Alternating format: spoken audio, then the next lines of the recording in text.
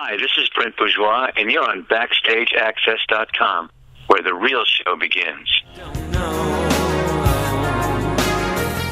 She comes to me with a poison in her flower. She steals the miracle of life right out of my hand. All right, hi, this is Tom Jennings from Backstage Access, and we are here with Brent Bourgeois of Bourgeois Tag. And Brent has a brand new studio album coming out on June 2nd. It's called Don't Look Back.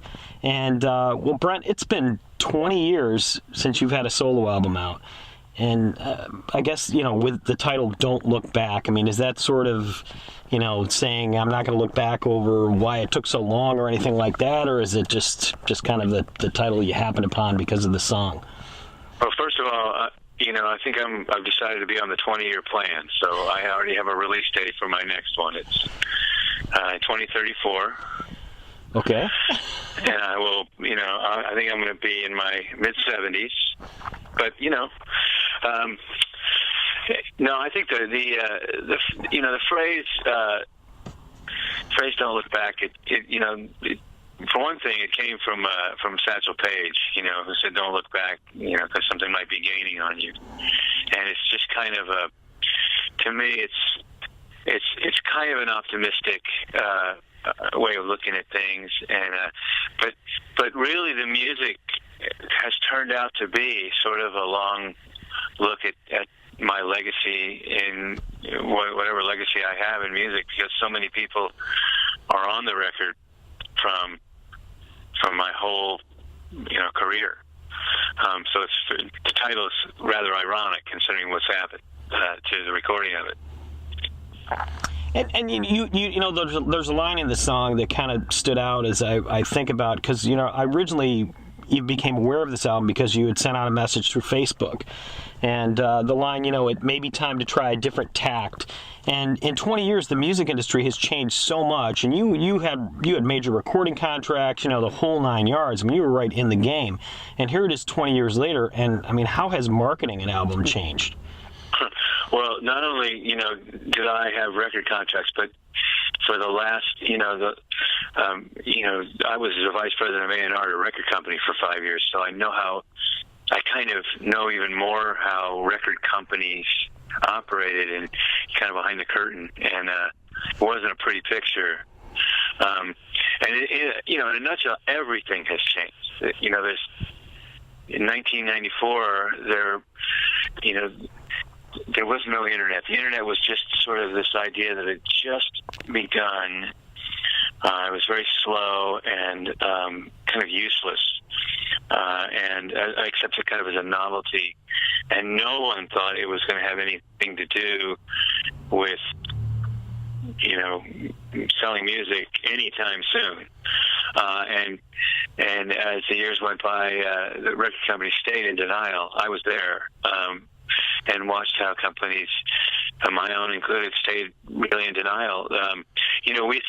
We would finish an album. Albums cost incredible amount of money to make because of studios and engineers and union musicians and everything else, and so it cost a lot of money to distribute the record, to promote the record.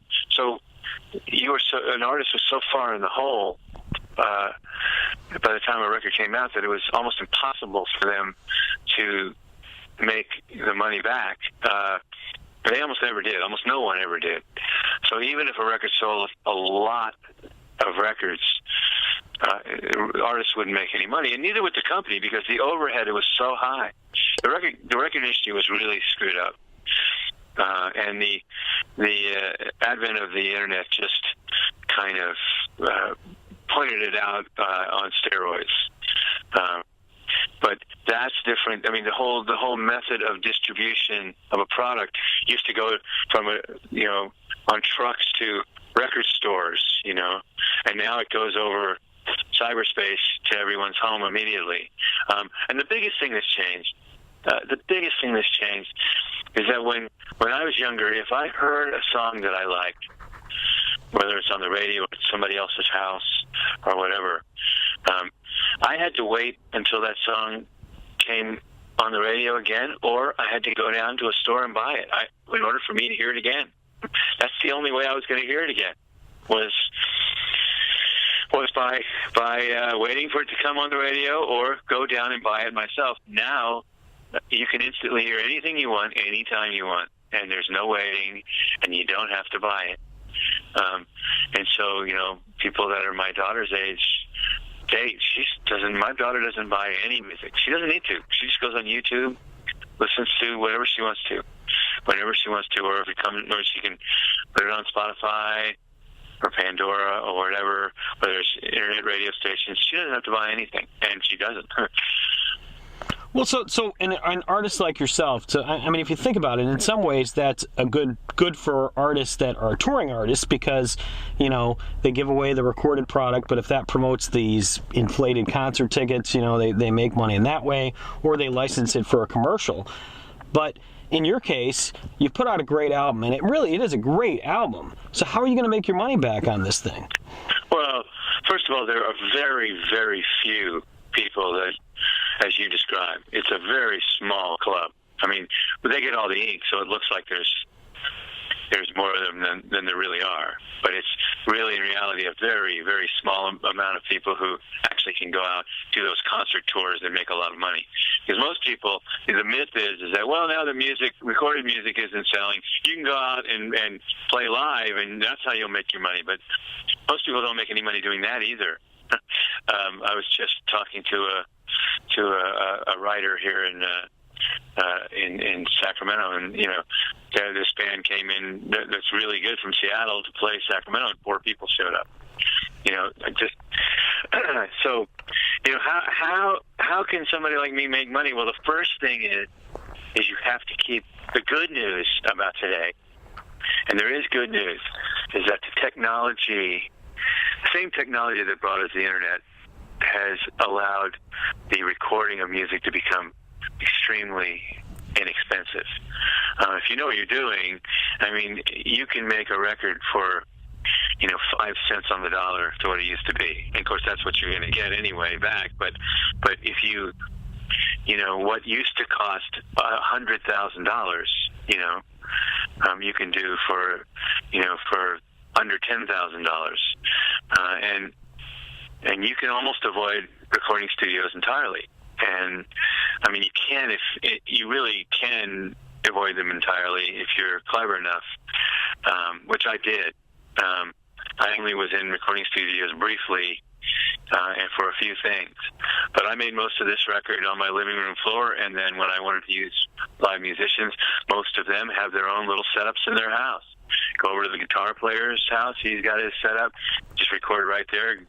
Even the drummers, this is the big thing. This is the big thing you used to have to go to recording studios to do. But even drummers now are getting their own setups in their houses. It's a little more complicated, but they're doing it. Go over to the drummer's house. He's got his setup right there, his Pro Tools, his kit's all mic'd up. You do it right there. You've avoided, thousands of dollars in studio costs. Just that by that. I mean, it's not good for the studio business, but I think recording studios are kind of going the way of travel agents and stockbrokers. It's just one of those things that's a casualty of technology. So, I mean, the very first thing is to keep the cost down to as low as you possibly can, so that your overhead, the nut you have to reach is not high. And then, it's just kind of how much elbow grease you want to put into promotion.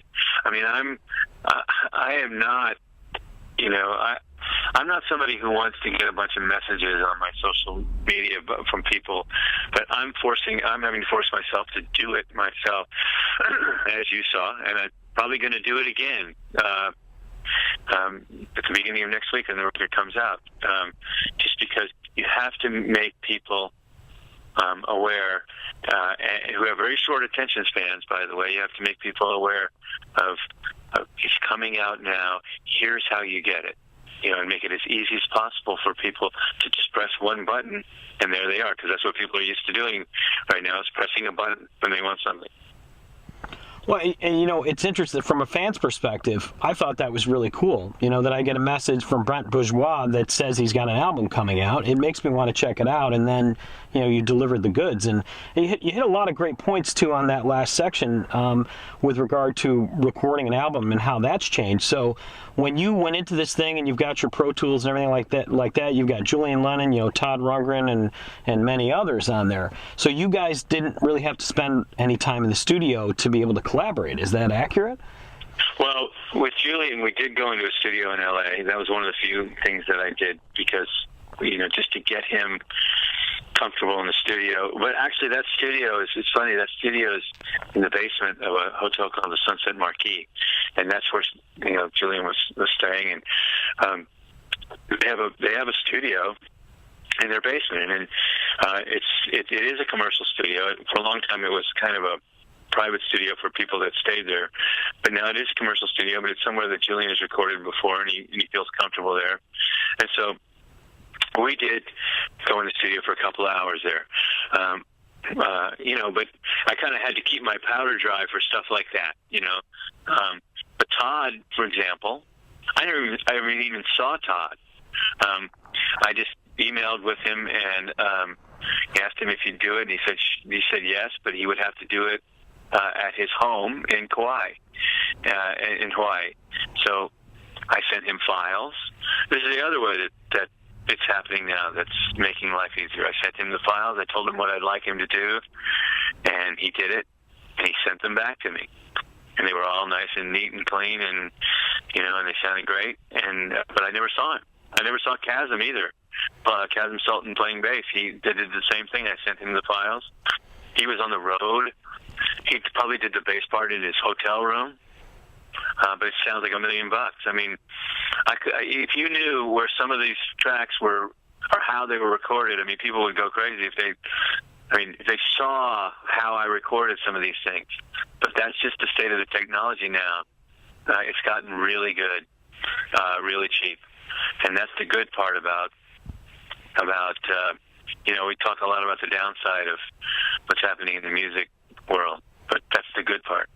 Yeah, and you know, the result, you know, the two songs, The High Road and Pour Me, both just very strong tracks. The High Road, I mean, vocally, it's interesting. You really remind me a lot of Julian Lennon's vocal style on that track, but yet on the you know, Pour Me, when you're doing the Todd Rundgren track, it sounds like you're kind of emulating his style. Was that intentional?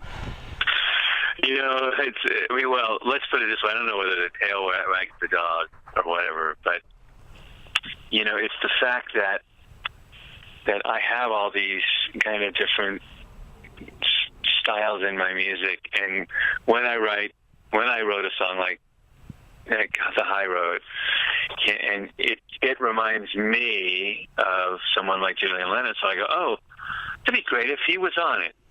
So, you know, and then when I write a song like For Me, it's like, oh yeah, here's the Todd part of me coming out. I mean, well, I wonder if Todd would be on it, you know. So it's sort of, you know, I don't know. I probably have, you know, I don't know how many different kinds of influences in my vocal repertoire or just in my stylistic writing repertoire. I mean, I didn't really touch on my whole Stevie Wonder bit. But you know, it's there too,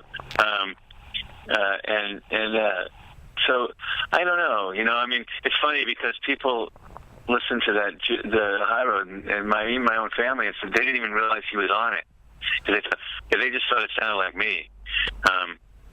And I had to point out to them, no, that's Julian. And then, you know, other people are listening to Pour Me, and they don't even hear Todd because it just sounds like me, but he's all over that. He's all over that song. So I don't know. I mean, I'm a bit of a chameleon, I guess. Yeah, well, I mean, I think that's what really made this my first listen through the album stand out is the ability to kind of manipulate your voice, but not so much that you sounded like, you know, 11 or 12 different singers, but yet there was some subtleties and some phrasing and stuff that just really made that. I mean, there was just a lot of ear candy here, you know. And I think with The High Road, what it made me think about is a lot of people. Poor Julian Lennon, you know, his dad's John Lennon, and he's always been in his shadow, but Julian in his own right is just a wonderful singer, and he's written some very good songs. Yeah, he has, and he knows. I mean, you know what? He's had to carry that thing around his whole life. You know, and especially in his music life, he's damned if he does, and he's damned if he doesn't. You know, people get mad at him if he sounds too much like his father, and then they get mad at him if he does something and he doesn't sound like his father. But now he's kind of branched out to a couple of things that are really his own, and one is his photography. He's really a great photographer, and he's had shows in New York, and he's put out a photography book, and it's really beautiful. And then also his charitable work around the world is he's really walking the walk. He's really doing good deeds out there, where he's using his name and his celebrity to do good things, and I admire him so much for that. Well, I'm taking up a good amount of your time. I certainly would be remiss if I didn't hit on one other song that's important. I mean, they're all great songs, but Psycho, Bourgeois Tag, is back together for this particular track. Just fantastic. Kind of reminds me of, a little bit, in a strange way, Tomorrow Never Knows, which I think is a song that you've played with some other bands and whatnot. Was that intentional? I played with Bourgeois Tag. No, that was one of our big songs. And actually, that with Todd, there's a YouTube clip somewhere of us playing the song with Todd at the Bammies in San Francisco, and that was kind of that was like our show ender for a long time. So yeah, that's in there too, you know. So that song is very much like something we would have done, you know, right in our wheelhouse. And I knew it when I did it. See, I'm an A&R guy, so I know how to put people with songs, whether it's Julian or Todd or the old band. I mean, that's kind of one of the things that I did, what I do, you know. So matching songs to the right people is one of the jobs of an A&R person. And Psycho sounded just like our band, but I hedged my bet because I got the guy who produced and engineered our first record to engineer it, David Holman. So it has even more of the sound of Bourgeois Tag than it might have. So. All right. Well, again, I can't thank you enough, Brent. I hope this album does great. You know, people listening to the interview today certainly should check it out. I think there's a Kick It Forward campaign or something like that. But I mean, when is this going to be available to anybody, and what's the best way for them to get it? Monday, June 2nd, it's going to be available to everyone. It's only available on my website, which is www.brentbourgeois.com, and there will be an easy way to find the store there. And that's it. It's not on iTunes, not on Amazon.com. That'll come later. But we're just putting it out on my website for now.